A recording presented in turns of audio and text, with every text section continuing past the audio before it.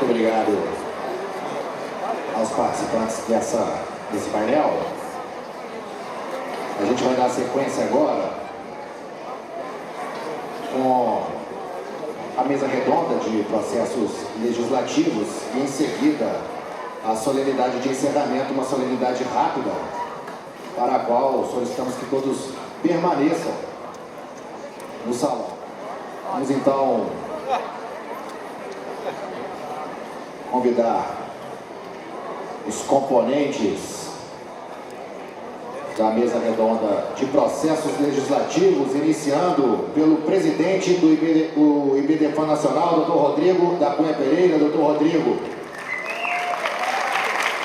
Convidamos a vice-presidente do IBDFAN, doutora Maria Berenice Dias. Convidamos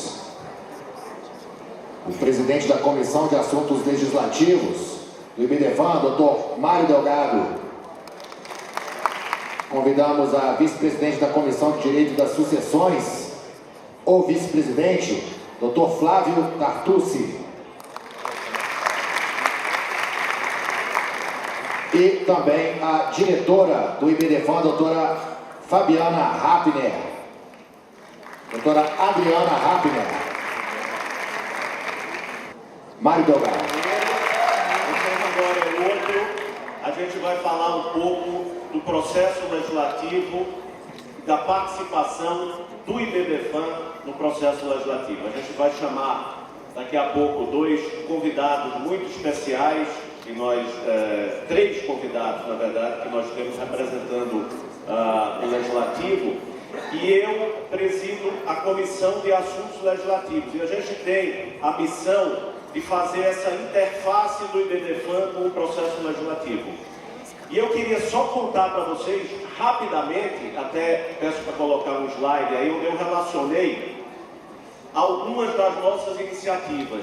E dizer a vocês que o IBDFAN tem participado ativamente do processo legislativo desde 2002. No nosso 4º congresso do IBDFAN em Ouro Preto, estava prestes a entrar em vigor o novo Código Civil. E o IBDFAN participou ativamente dessa finalização do projeto de Código Civil com sugestões das mais importantes. Então, eu quero já convidar aqui para integrar a nossa mesa os nossos convidados ilustres de Brasília. Então, eu convido o senador Rodrigo Pacheco, aqui de Minas Gerais. Por favor. Eu convido também o senador Fabiano Contarato, do Espírito Santo. Eu convido o nosso deputado Sérgio Barradas, aqui da Bahia, por favor. Bom, só finalizando aqui, senador Fabiano, senador Rodrigo, algumas das iniciativas do IBDFAN no processo legislativo, né? Então, nós começamos no Código Civil de 2002, mas eu elenquei aqui alguns exemplos dessas iniciativas. Então, vocês veem, por exemplo, o nosso Estatuto das Famílias, que foi o PLS 470 de 2013, que foi uma iniciativa pioneira do IBDFAN de propor exatamente uma codificação autônoma para o direito de família. Independentemente da aprovação ou não dessa iniciativa, o só fato de nós termos apresentado esse projeto já foi uma abertura para a discussão do tema no Congresso Nacional. Quantas discussões nós já tivemos em torno do Estatuto das Famílias e quantas alterações legislativas entre a primeira apresentação do Estatuto já foram feitas, quer no Código Civil, quer em leis extravagantes, entre lei da guarda compartilhada, lei da alienação parental, várias leis que surgiram nesse interregno. Mas nós tivemos outras iniciativas de sucesso. O deputado Sérgio Barradas é autor de uma delas, a Emenda 66. A Emenda 66 que instituiu o divórcio direto no Brasil, que acabou com a culpa na dissolução do casamento. Foi uma iniciativa do IBDFAN, uma iniciativa exitosa que mudou o direito de família no Brasil. Então, o IBDFAN não vai negar a autoria dessas mudanças. Nós temos um papel que nós vamos continuar a cumprir. Vocês veem aí outras propostas, o Estatuto da Diversidade, a gente ainda vai falar um pouco aqui nessa mesa, o Estatuto da Adoção, o nosso projeto de reforma do direito das sucessões, um projeto trabalhado pelo IBDFAN durante mais de um ano. Nós fizemos uma comissão dos principais sucessionistas do Brasil, todos aqui, o Tartuccio fez parte, a Ana Luísa Nevares, uma comissão que trabalhou arduamente e que resultou nesse projeto 3799 de 2019, a reforma de todo o direito das sucessões. Mas nós temos ainda um projeto revolucionário do senador Rodrigo Pacheco, que institui o divórcio impositivo no Brasil. Nós sabemos, já falamos aqui da história do divórcio impositivo, é uma ideia que veio de Pernambuco com o nosso desembargador Jones Figueiredo, que se tentou implementar via provimentos de corregedorias, mas não funcionou, e agora nós temos uma iniciativa legislativa aqui com o senador Rodrigo Pacheco. E fora isso, o IBDFAN tem participado ativamente de importantes debates legislativos que dizem respeito ao direito de família. Nós estamos debatendo hoje alterações na lei de alienação parental, né? Renata Cisne, nossa representante lá na comissão, tem participado dos debates, Andréa Pachá e vários outros, e outras discussões que estão sendo travadas no Congresso Nacional. E nós queremos, como IBDFAN, cada vez mais participarmos dessa interlocução, desse processo legislativo. E eu finalizo pedindo a todos vocês de todos os estados do Brasil que também tragam para a gente aqui, para a nossa comissão de assuntos legislativos, as preocupações que vocês tenham no que diga respeito ao processo legislativo, projetos que estejam em tramitação, e também nos ajudem com essa interlocução com o legislativo. O nosso sonho do IBDFAN é termos a bancada das famílias, senador deputado. E eu acho que nós temos aqui gente do Brasil inteiro que pode nos ajudar a formar essa bancada. Então, eu vou dar início aos nossos debates. Eu vou passar inicialmente a palavra aqui para o Flávio, para o senador Rodrigo, para falar um pouquinho para a gente aí dessas iniciativas. Bom, boa noite, boa tarde a todos. É um prazer voltar para esse último painel com queridos amigos. E como eu disse na minha palestra, um tema importante. Afinal de contas, nós precisamos ter uma atuação mais efetiva na transformação do direito de família e das sucessões no Brasil. É uma grande honra estar aqui ao lado do Rodrigo, que é meu amigo de infância, lá para nós em Passo do Pachecão, né?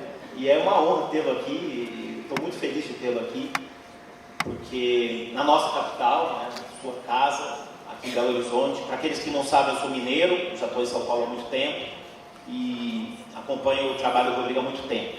E eu queria perguntar justamente, eu quero debater duas questões. Primeiro, as questões relativas, que eu sei que é uma das suas pautas, de desburocratização.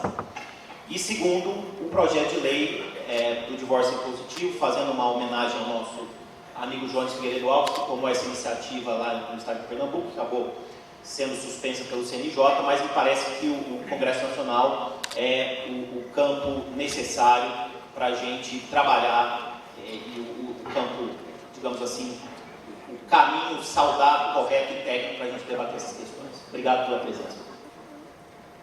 Bom, muito obrigado, boa noite a todos. Eu vou me permitir falar sentado, até para manter a coesão aqui e para dar esse tom de naturalidade no nosso debate a respeito do tema do direito de família. Quero parabenizar todos vocês que fazem um belíssimo evento aqui em Belo Horizonte, do IBDFAN, cumprimentar todos que acompanham comigo a mesa, começar dos meus colegas parlamentares, meu estimado amigo senador Fabiano Contarato, do Espírito Santo, cuja convivência lá tem sido excelente, apesar das turbulências de Brasília, das dificuldades inerentes à política atual. O senador Fabiano Contarato tem se revelado um grande parlamentar. Há pouco nós tivemos um embate na Comissão de Constituição e Justiça e que eu, um tanto intransigente em relação a uma proposta que era muito cara ao senador Fabiano Contarato, não resisti a 20 minutos de conversa em que ele me convenceu profundamente da pertinência daquele projeto de lei, que de fato eu estava tendo um engano em relação às premissas que norteavam o projeto e a sua intenção, e daí aquilo ali para mim me revelou, Fabiano, o quanto importante é o diálogo, né, a conversa, o amadurecimento no processo legislativo, sobre o que eu vou falar, inclusive, dentro desse nosso contexto. Muito bem-vindo aqui nas nossas Minas Gerais, sempre muito bem-vindo aqui, espero que eu também o seja no seu estado do Espírito Santo. Quero cumprimentar o deputado Sérgio Barradas pela presença aqui também conosco, que se confunde muito com essa causa. Parabéns pelo seu trabalho, que deixou seguramente marcas indeléveis ao direito no Brasil. Cumprimentar as doutoras Maria Berenice e Adriana, aqui também que nos recebem, de maneira, o Mário Delgado, igualmente, que me concedeu nobremente a palavra, e de maneira muito especial o presidente Rodrigo da Cunha Pereira, que se confunde com a advocacia de família, com o direito de família, que é um grande orgulho que nós temos em Minas Gerais. Somos vizinhos de escritório de advocacia durante muitos anos, encontrávamos no restaurante para almoçar, restaurante Aquilo, até muito meia boca, e ele lá com a equipe dele, eu com a minha equipe, ali na rua Tenente Brito Mello, no seu escritório, e o meu na Avenida do Contorno, ele na advocacia de família e eu na advocacia criminal. E cumprimentar também de maneira muito especial meu conterrâneo Flávio Tartucci, lá da cidade de Passos. Eu tenho uma satisfação enorme de ser do interior do estado e já está em Belo Horizonte há muitos anos, e de vê-lo galgando tantos postos lá, com tanta notoriedade, especialmente no direito civil, na cidade de São Paulo, no estado de São Paulo e no Brasil. Seu reconhecimento é hoje nacional, que nos orgulha a todos. Bom, sobre os projetos de lei, sobre o ambiente que nós temos e sobre a importância desses eventos para o processo legislativo. O processo legislativo ele não pode ser feito de uma maneira fria. É preciso ter um amadurecimento, é preciso o político, em qualquer instância que ele esteja, reconhecer que sobre um determinado tema tem alguém que conhece mais do que ele. Esse é um grande mérito, que é o mérito da humildade, do saber ouvir e o de levar adiante propostas que sejam convincentes, que sejam pertinentes e que sejam elaboradas por quem conhece. Eu vejo muito acontecer hoje no Brasil um processo legislativo marcado por opiniões às vezes contaminadas, provenientes de redes sociais, que não têm um apelo estatístico, que não têm às vezes um apelo científico, e esse movimento de populismo é tão tanto demagógico, substituindo o processo que é o processo natural do debate científico, na academia, com as entidades, com as categorias profissionais, para o amadurecimento do processo legislativo. E o processo legislativo brasileiro é muito marcado por essa tônica. O Brasil tem muito essa tendência, presidente Rodrigo da Cunha Pereira, você sabe disso, de fazer uma lei de acordo com o momento, com o que o momento reclama. Às vezes o clamor público da ocasião ou o sopro de popularidade em relação a um determinado projeto impõe uma rapidez a um projeto no Congresso Nacional, enquanto outros que não estão lá com o mesmo clamor, tramitando e às vezes até mais pertinentes, mais adequados, tramitando ao longo de anos, décadas a fio, sem que haja uma solução. Tanto que aquela expressão de que se os homens soubessem como são feitas as leis e as salsichas, não comiam salsichas e não cumpriam leis, porque realmente o Congresso Nacional, de uns tempos para cá, sobretudo, passou a ter uma atividade legislante muito constante e, às vezes, em alguns momentos até irresponsável. Eu, particularmente, tenho muito critério em todo projeto de lei e não quero ser conhecido por ser autor de muitos projetos. Até porque no Senado da República e na Câmara dos Deputados, onde eu estive na legislatura passada, nós temos projetos para tudo quanto há no Brasil. Tudo quanto se falar em relação a qualquer tema, tem algum projeto em que é possível aproveitá-lo como uma emenda ou como substitutivo para poder se transformar numa lei.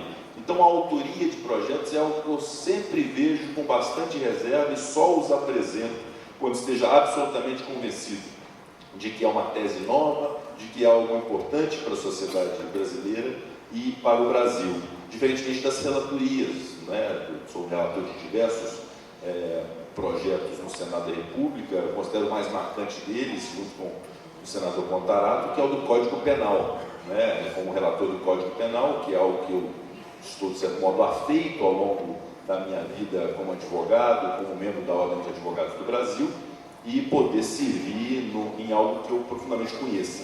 Mas, em relação a esse tema que nós estamos tratando, eu devo reconhecer que sou um neófito. Não é? Embora seja advogado, é um tema que eu estou conhecendo, estou aprofundando, e esse projeto que apresentei, que foi objeto da pergunta do professor Flávio Tartucci, foi algo concebido, não é, por ele e por outros profissionais que fizeram e me encaminharam, e eu me convenci de que era algo importante a ser feito, de um tema muito delicado, porque ele envolve também alguns aspectos de valores que são considerados no processo legislativo e que nós não podemos desconsiderar. Nós temos sempre que equilibrar as questões de cunho ético, as questões de cunho religioso, as questões de cunho cultural, não é? Mas sempre tenho para mim que, na dúvida, no conflito entre todos esses valores, nós devemos nos nortear pela Constituição da República. Então, todo projeto que me chega, obviamente, se vê o interesse social dele, o interesse para o país dele, e se ele está adequado à Constituição Federal para que possa ser levado adiante. E este projeto que me foi apresentado e que eu tive a alegria de ser dele o autor, refere-se ao que o professor Delgado disse, do divórcio impositivo. Eu acho o nome impositivo um tanto antipático, e nós temos que tomar cuidado, o deputado Bada sabe, com a nomenclatura que se dê às leis, porque ela já começa às vezes antipática e tem algum tipo de resistência, né? Ninguém está impondo o divórcio a ninguém, né? Todas as pessoas que se casam, nós esperamos que elas continuem casadas. É o nosso desejo cultural, tradicional, religioso, contratual até, de um contrato que deve ser cumprido. Mas em algum momento não é possível tê-lo mais, e aí, ao não se ter mais, é justo que, ao não se ter, que tenha necessariamente que haver um litígio, que necessariamente deve haver uma pretensão resistida por alguém, ou é possível facilitar, e dentro de uma linha que eu trabalho muito em todo projeto que vejo, seja como autor e relator, se é algo que desburocratiza, se facilita a vida da pessoa, eu gostaria que esse projeto facilita a vida das pessoas. Não é necessariamente um estímulo ao divórcio, não é? Acho, repito, que ele deve ser evitado quanto mais possível, mas a partir do momento que um dos cônjuges se decide pela separação e pelo divórcio, deve haver meios para que isso aconteça, ainda que o outro resista. E o que consiste esse projeto? É um acréscimo do Código de Processo Civil, do artigo 733-A, que diz o seguinte, eu vou pegar aqui o substitutivo, que fica mais fiel. O substitutivo não, o projeto, ele não há ainda parecer. Ele foi designado ao senador, meu colega de partido, do Democrata, senador Marcos Rogério, do estado de Rondônia. E o que diz o projeto, senhores?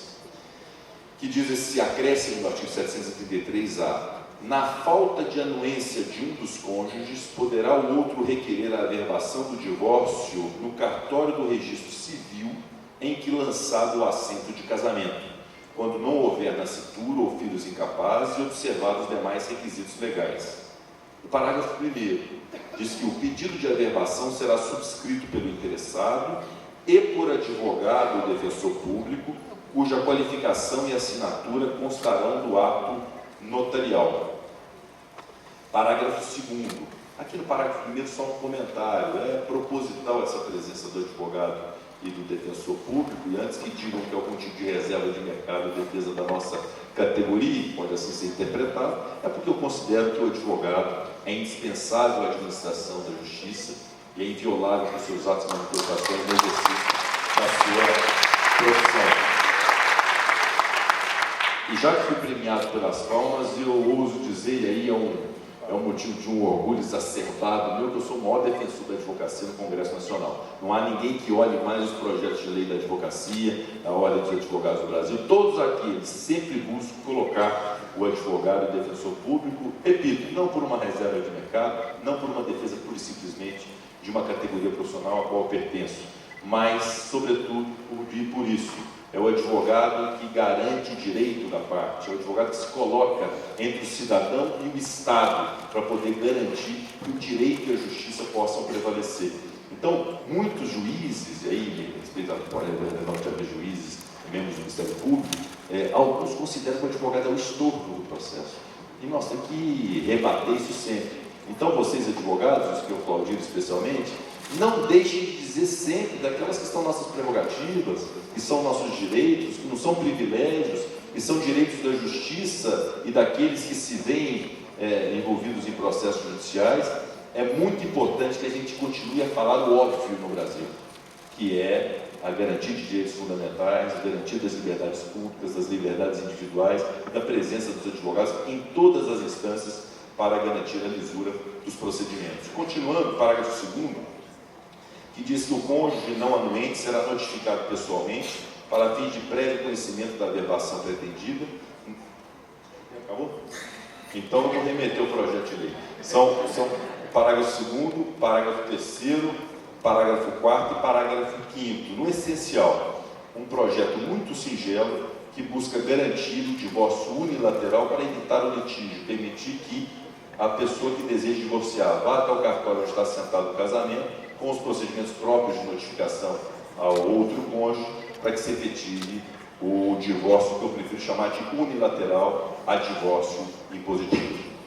Bom, senador, nós vamos querer ouvi-lo ainda depois, eventualmente, para saber o que é que a gente do IBDFAN pode fazer para agilizar a tramitação desse projeto, como a gente pode contribuir para trabalhar aí nessa... Pode pedir para o senador Fabiano Contarato, já o apoio, que ele é uma voz muito ouvida no Senado da República. Bom, Berenice, por favor. Caríssimos senadores, nós os convidamos para vir aqui neste evento grandioso. É o maior evento que se faz no mundo sobre o direito das famílias. O Instituto nosso tem 22 anos, temos mais de 15 mil associados e já provocamos a maior mudança no direito das famílias, não só no Brasil, no mundo. Trocamos o conceito.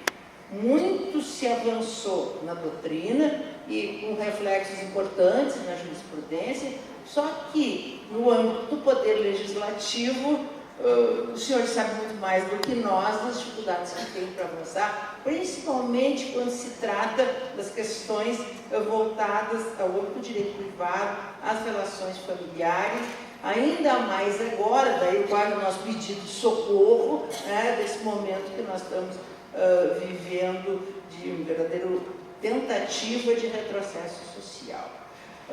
Então, queremos muito pedir que sejam a nossa voz.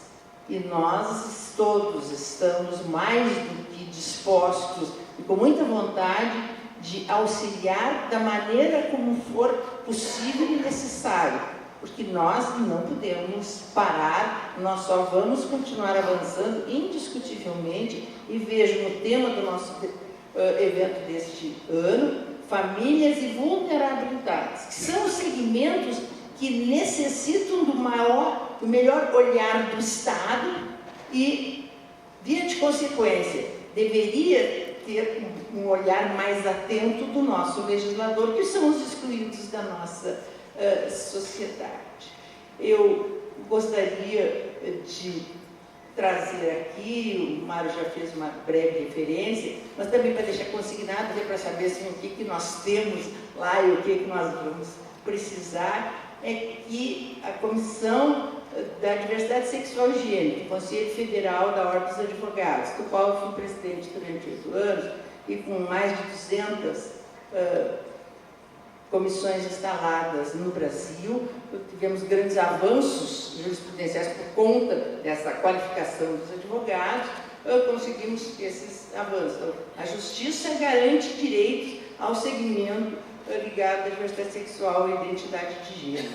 E, neste período, constituímos uma comissão de juristas que elaboraram o projeto do Estatuto da Diversidade Sexual e Gênero, PLS 134, 2018, que foi apresentado por iniciativa popular à Comissão Legislativa de Direitos Humanos, com 100 mil assinaturas, e, infelizmente, como acontece, de forma muito sequente, principalmente nessas causas mais sensíveis, onde a rejeição e o preconceito são maiores, que está lá, muita gente reivindica a relatoria para literalmente sentar em cima. Então, o nosso projeto está lá, do ano de 2018, e nós precisamos que isso avance para, ao menos, ver se nós estancamos esse aumento dos crimes contra a população LGBTI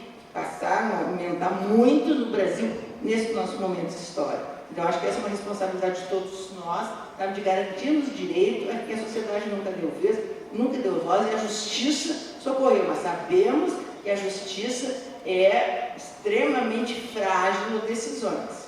E se não tivermos, como disse na nossa belíssima palestra de abertura da magistrada Andréa Pachá, se nós não tivermos ministros terrivelmente constitucionalistas, há um grande risco de se perderem os avanços importantes que foram alcançados. Então, eu gostaria, até pela sua fala, aqui comentada pelo senador, de que Vossa Excelência olhasse com bons olhos, fosse atrás, embalasse, cuidasse, sabe, desse nosso embrião, sabe, que nós temos que fazer nação.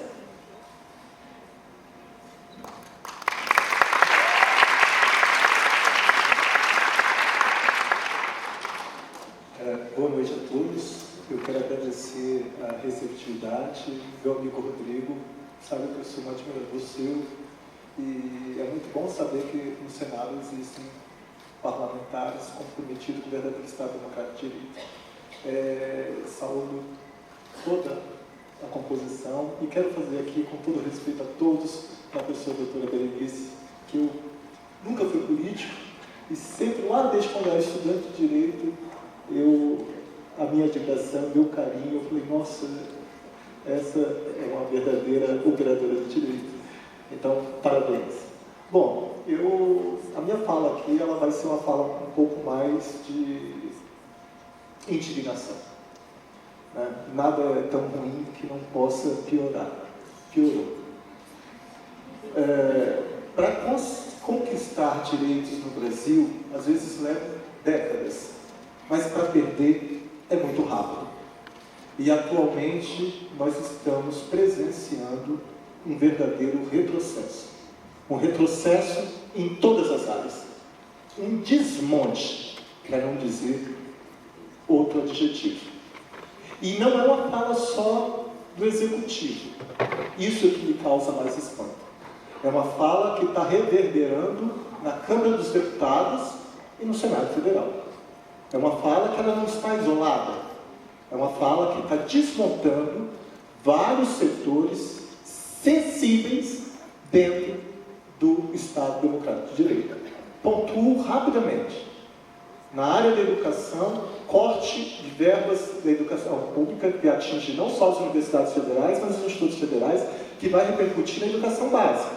Recentemente foi aprovado lá no Senado e na Câmara dos Deputados um corte de 1 bilhão e 200 milhões na educação, para pagar, e aí eu não tenho meias palavras, para pagar emendas para aprovar reforma de previdência dentro da Câmara dos Deputados, que vai, mais uma vez, quem vai pagar essa conta é a população pobre, desdentada, desvalida, sem voz, sem vez, sem dignidade, sem saúde, sem educação, sem trabalho e com a elevada carga tributária, para literalmente pagar a aprovação de reformas. É isso que está acontecendo. E eu vou chegar no ponto que eu termino isso. Na área da saúde, cortaram recentemente a fabricação de 19 medicamentos que eram distribuídos gratuitamente no Sistema Único de Saúde. Tratamentos de câncer, transplantados e diabéticos. Vai impactar 30 milhões de brasileiros pobres. Porque vem com esse discurso de reforma da Previdência, que é para cortar privilégio, mas por que não começa a cortar os privilégios dos políticos? Nossa, por que eu tenho que ter plano de saúde vitalício? Por que eu tenho que ter plano de saúde vitalício, eu e minha família? Não, minha gente. Tem um samba que tem uma frase que eu adoro, que ele fala o seguinte: deixa a máscara cair, que eu quero ver você sorrindo. Ponha fé no seu olhar, que o amanhã será bem-vindo. É preciso provocar a queda de máscara do Poder Legislativo, da Câmara dos Deputados e do Senado Federal. Porque o Senado está se apequenando, está sendo subserviente, submisso, está sendo um mero carimbador daquilo que vem da Câmara dos Deputados. Por mais que eu tenha colegas que são senadores, que têm posições diferentes. Eu estou falando pelo que eu tenho presenciado desde quando eu tomei posse, de fevereiro até agora. Projetos que chegam hoje no Senado e é para ser votado hoje. Quer dizer, demora alguns meses ou anos na Câmara dos Deputados e vem ali simplesmente. Olha, o sistema bicameral é para isso. Então, na área do meio ambiente, o presidente queria acabar com o Ministério do Meio Ambiente, depois de 27 anos no Ministério do Meio Ambiente, ele não conseguiu fazer direito, mas está acabando de fato. E pontuo. Ele acabou com a Secretaria de Mudanças Climáticas, ele acabou com o Departamento de Educação Ambiental, ele acabou com o Plano de Combate ao Desmatamento. Só esse ano autorizou 400 novos tipos de agrotóxicos. Ele reduziu a participação da sociedade civil, ele criminaliza ONGs, ele autoriza a extração de minério em terra indígena, ele quer autorizar a extração de petróleo na foz do Rio Amazonas, um desmonte na área ambiental. Nós precisamos, só aqui no estado de Minas Gerais. Eu vim aqui esse ano, quando aconteceu a iminência de acontecer uma nova tragédia em Barões do Cocais. Só aqui no estado de Minas Gerais eu pontuo. Extração de minério, teve um desastre em Cataguases, teve em Miraí, teve em Mariana, teve em Brumadinho e agora Barões de Cocais. E o que nós aprendemos com essa lição? Nada. Porque nenhuma lei foi aprovada. Porque é muito cômodo, como meu colega muito bem disse, tem projeto de lei para tudo, mas está deitada eternamente em berço esplêndido. Enquanto quem paga sempre essa conta é aquele que mais precisa. Eu não tenho dúvida, e me perdoe de desabafo, porque eu estou indignado com essa reforma da Previdência. Essa reforma da Previdência só tem 3 beneficiados: banqueiros, empresários e a União. Não tem dúvida. Não tem dúvida. Ontem eu pedi uma reforma da Previdência que não pega todos os funcionários públicos federais, não pega funcionários públicos municipais, não pega funcionários públicos estaduais. Justamente quem vive de CLT que vai pegar. A população, agora em outra área. Segurança pública. Eu fui delegado há 27 anos. Transfere para a população uma obrigação constitucional que é do Estado. Artigo 144. A segurança pública é direito de uso e dever do Estado.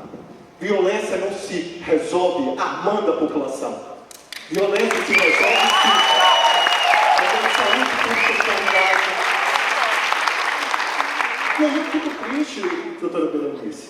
Olha, está no artigo 7º, inciso 4 da Constituição Federal. A União deverá instituir um salário mínimo digno e capaz de suprir as suas necessidades da família, com saúde, educação, habitação, moradia, lazer, vestuário, higiene. E nós temos esse mísero salário, enquanto garçons no Senado Federal ganham 15 mil reais. Todos somos iguais perante a lei, sem distinção de qualquer natureza. Eu nunca proferi uma frase tão mentirosa na minha vida. Eu sou um dia em que o IBDFAN, e aqui eu quero enaltecer o presidente, o Rodrigo, e agradecer o convite. Eu sou um dia que eu virei aqui novamente e falei: olha, eu tenho muito orgulho de estar no Senado. Eu sou um dia em que nós chegaremos lá no Senado e eu não serei julgado por minha orientação sexual. Em que eu não serei julgado pela minha cor da pele. E que eu não serei julgado por ser deficiente físico. Não serei julgado por ser índio ou da comunidade quilombola. Por ser homem ou por ser mulher. Que não serei julgado por ser pobre. Porque eu digo para você, durante 27 anos, eu fui utilizado pelo Estado para agir de forma contundente contra o pobre, afrodescendente e semi-analfabeto. E digo, quando alguém pratica um furto aqui em Belo Horizonte, você tem uma vítima determinada. Mas quando um político desvia verba da saúde, ele está matando milhões de pessoas.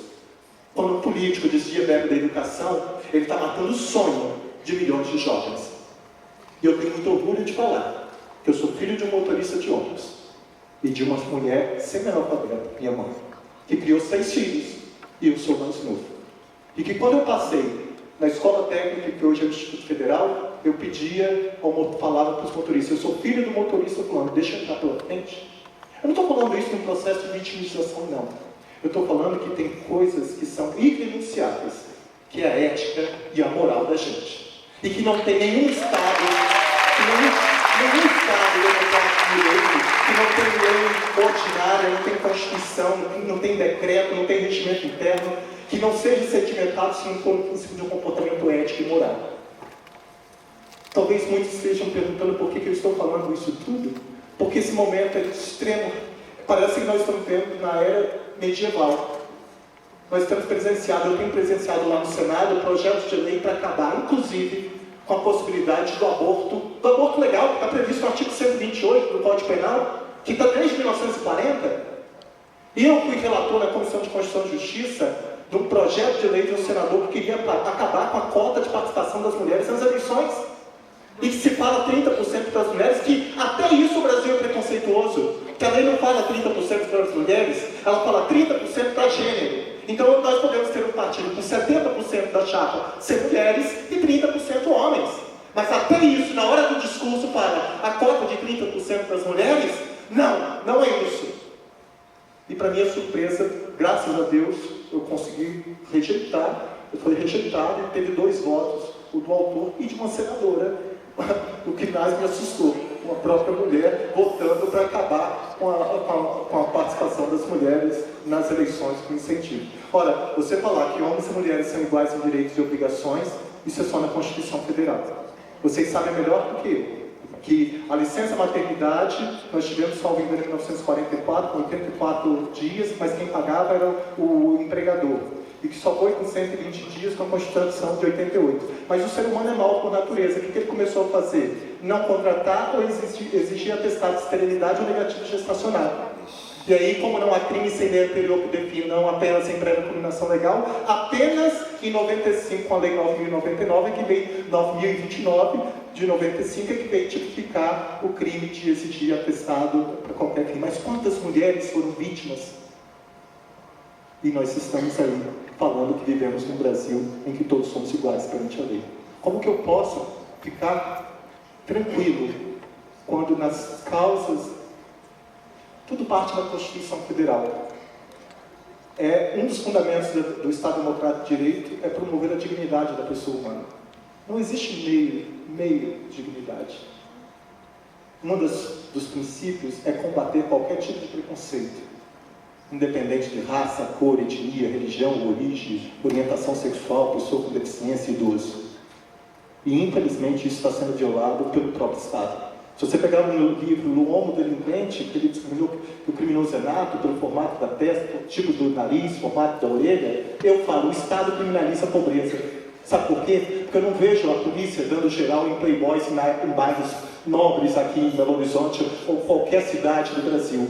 Mas eu vejo fazendo isso nos bolsões de pobreza. E digo mais, a população pobre, ela vem impregnada com valor muito mais ético do que muitas vezes população abastada economicamente. Porque lá na população carente, o ser pai e o exército, o poder familiar, torna muito mais acentuado. Desculpa, eu estou me alocando isso, já teve o prazo? Perdão. O desabafo que eu tinha que fazer e falar, eu só vou concluir, só por favor. É que o momento não é positivo, mas eu vou me colocar sempre como um guardião da Constituição Federal e desse princípio da igualdade expresso no artigo 5º da Constituição Federal. Eu só não posso me furtar de fazer uma crítica, de ouvir e verificar que o então Procurador-Geral da República considera instituição familiar no Brasil apenas aquelas resultantes de relações heterossexuais. Eu não posso me calar quando se diz que a homossexualidade tem que ser tratada com cura gay. Parece que nós estamos na época medieval. Eu quero sim, um dia chegar para lá, porque eu tenho orgulho de ser brasileiro, de viver um verdadeiro Estado democrático de direito, em que todos, efetivamente todos, somos iguais perante a lei, sem distinção de qualquer natureza. Esse dia ainda está longe de chegar. Mas eu tenho como lema aquilo que Tiago de Mello, poeta, diz: nós não temos caminho novo, o que temos de novo é o jeito de caminhar. Obrigado, senador Fabiano. Passo a palavra agora ao nosso presidente Rodrigo. Pois é, agradecendo mais uma vez o senador Fabiano, o senador Rodrigo, Xará, que eu falo assim, já que eu lembro na comida daquilo, no escritório muitas vezes. Mas o objetivo aqui é trazer vocês para esta casa para conhecer que o IBDFAN está formando uma frente parlamentar para fazer resistências, e eu já estarei satisfeito se nós conseguirmos manter as conquistas já tidas, mas nós precisamos avançar. A lei, né, como fonte do direito, continua sendo muito importante, nós precisamos, e acho que quando vocês vêm aqui fica mais fácil nós podermos ir lá, poder conversar com vocês para que a gente possa avançar nos nossos projetos. E a exemplo disso, nós vamos aproveitar aqui para homenagear o ex-deputado Sérgio Barradas, que já passou por isso, e eu me lembro muito bem da batalha dele para aprovar a emenda constitucional 66 e outros projetos do IBDFAN, mas como já estão todos cansados, eu não vou falar sobre isso, quem vai falar é o próprio Sérgio Barradas. Está com a palavra. O Rodrigo da Cunha Pereira, ele me ligou e disse: Sérgio, vem para Belo Horizonte, vem para o nosso congresso que nós queremos te homenagear e te agradecer. E eu falei: Rodrigo, eu vou, mas quem vai agradecer sou eu. E eu quero agradecer sobretudo o carinho que experimentei aqui nesses 3 dias, justamente pelo carinho que vocês que dirigem o IBDFAN me dedicam, que fazem com que todos esses que são amantes, admiradores e que fazem o IBDFAN me tenham como alguém que foi importante na luta do Instituto, porque eu tenho o IBDFAN como uma instituição que me ajudou, que deu sustentação, Rodrigo Fabiano, ao meu mandato. Não foi só a emenda 66, eles tinham proposto a emenda 66 na legislatura anterior que eu entrei, ela ficou parada, o deputado não se reelegeu, ela foi arquivada. Eles me pediram, eu era o IBDFAN, muitas vezes sentei nessas cadeiras desde o primeiro congresso, porque aqui o IBDFAN, Rodrigo Pacheco, ele reúne as melhores cabeças do direito das famílias do Brasil. E vocês, parlamentares, terão as dificuldades que eu tive, sobretudo de aprovar leis referentes à família. O casamento homoafetivo hoje no Brasil é uma realidade, mas não é lei, é uma decisão jurisprudencial. A paternidade, a prevalência da maternidade e da paternidade socioafetiva em detrimento da biológica, né, não é lei, são decisões julgadas, é essa luta aqui do IBDFAN, né, todas as questões que são julgadas aqui, o IBDFAN consensua as teses junto aos advogados e defensores públicos que pedem, ao Ministério Público, os promotores que aqui vêm como fiscais da lei, juízes, desembargadores e ministros, que já tivemos aqui várias vezes, que julgam. Né? Então, o IBDFAN na minha opinião, o maior instrumento de avanço do direito das famílias no Brasil. É o IBDFAN, sem dúvida, pela capacidade que tem da produção doutrinária, da influência jurisprudencial, porque a luta é grande. Quando apresentei a emenda que era conhecida como PEC do divórcio, e você falou aqui, quando apelidam, é ruim. Na verdade, não era para ser PEC do divórcio, era para ser PEC do casamento, porque as pessoas, quando buscam se divorciar, é porque já não há mais o relacionamento. O casamento não acaba do dia para a noite, ele vai se deteriorando de forma homeopática.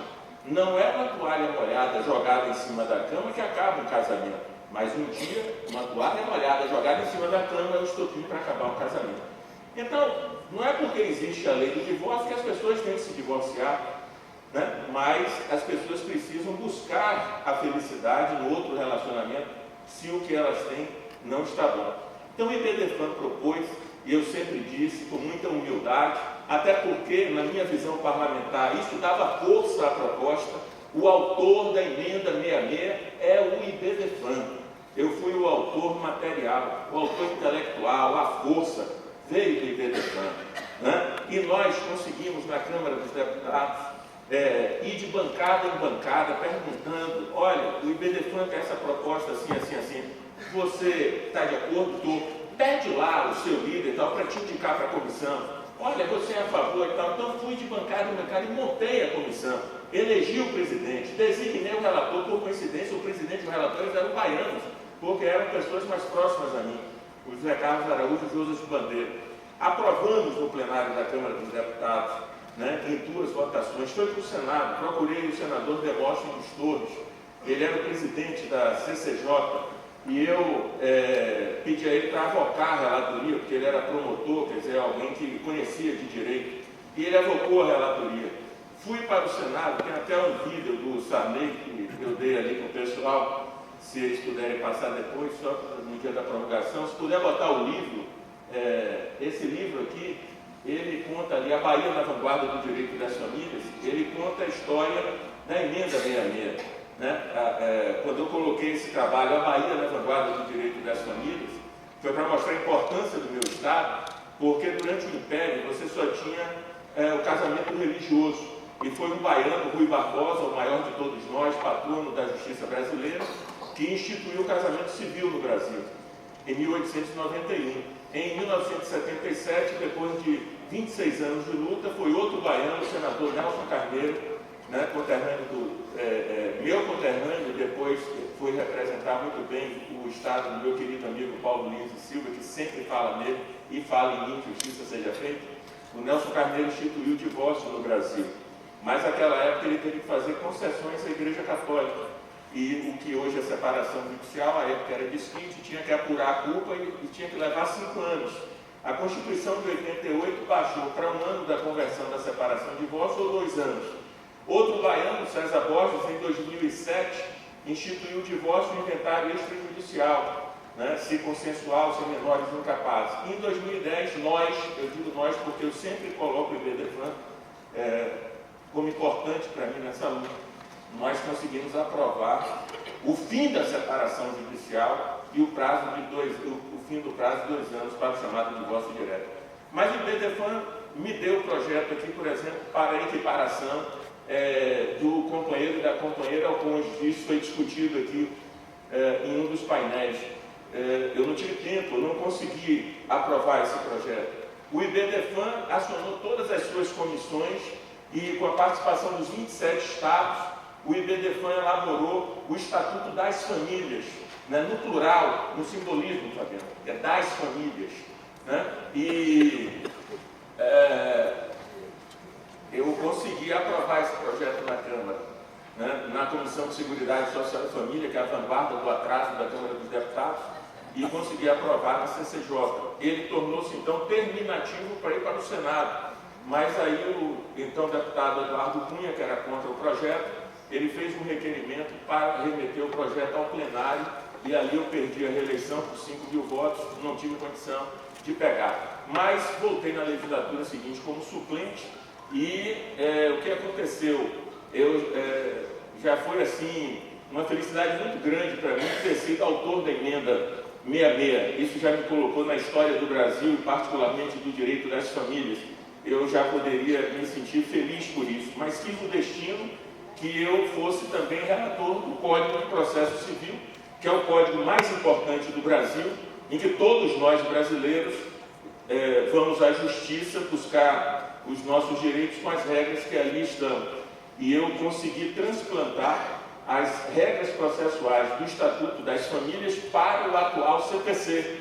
Eu comentava isso com o Rodrigo mais cedo, a gente precisava uma hora fazer esse paralelo, porque esse foi um trabalho do IBDFAN.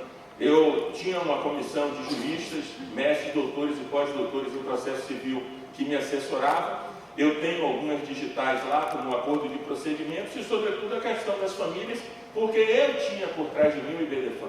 Então, a gente olhou, o IBDFAN fez o Estatuto das Famílias, que é o que há de mais moderno em termos de direito material e processual de direito de família. Então, eu quero transplantar essas normas processuais do Estatuto para o CPC e assim fizemos. Então, é uma luta muito grande, vocês que estão no exercício do mandato parlamentar. Eu quero também agradecer como cidadão, porque eu sou IBDFAN, a presença de vocês aqui, para que vocês se aproximem. O Rodrigo falou assim, não, eu atuo na área criminal, não é bem a área. Olha, Rodrigo, a área do direito das famílias é a área de todo mundo. Porque quando a gente discute aqui paternidade e maternidade socioafetiva, fertilização homóloga e heteróloga, quando a gente discute aqui a questão dos pets na separação, quando a gente discute aqui tudo, você tem algum caso na sua família, na vizinhança, que você conhece, né? E que você tem uma opinião. Então, todos nós temos o direito da família. Eu quero, portanto, Rodrigo, parabenizá-los né, por mais uma condução. O Rodrigo disse assim, pô, vocês me conduziram, eu não sabia, eu gritei de lá, somos nós que queremos vocês, né, à frente do IBDFAN. Né? Eu fiquei encantado, estava sentado aqui na primeira fila quando eu vi vocês apresentarem a diretoria, os conselhos na quarta-feira aqui. Pô, é uma seleção. Isso aqui, Rodrigo, é a Copa do Mundo dos Direitos das Famílias. É o maior congresso, né, do gênero da América Latina do mundo. Do mundo. Então vocês venham, prestigiem o IBDFAN, né, se associem. Né? Eu sou um entusiasta do IBDFAN, brigo pelo IBDFAN, né? Alguém que é opositor de Maria Berenice do IBDFAN, tudo que o IBDFAN Interé faz, a pessoa é contra e diz assim, pô, admiro sua fidelidade canina ao IBDFAN. Pô, mas o IBDFAN é a vida da gente, pô. O IBDFAN só defende aqui o que as pessoas racionais, lógicas, né, defendem. Não é isso, mano? Então, eu vou concluir, Rodrigo, apenas, como é que se diz, premiando e prestigiando quem ficou aqui até agora. Eu tenho 4 livrinhos aqui. Não, 4.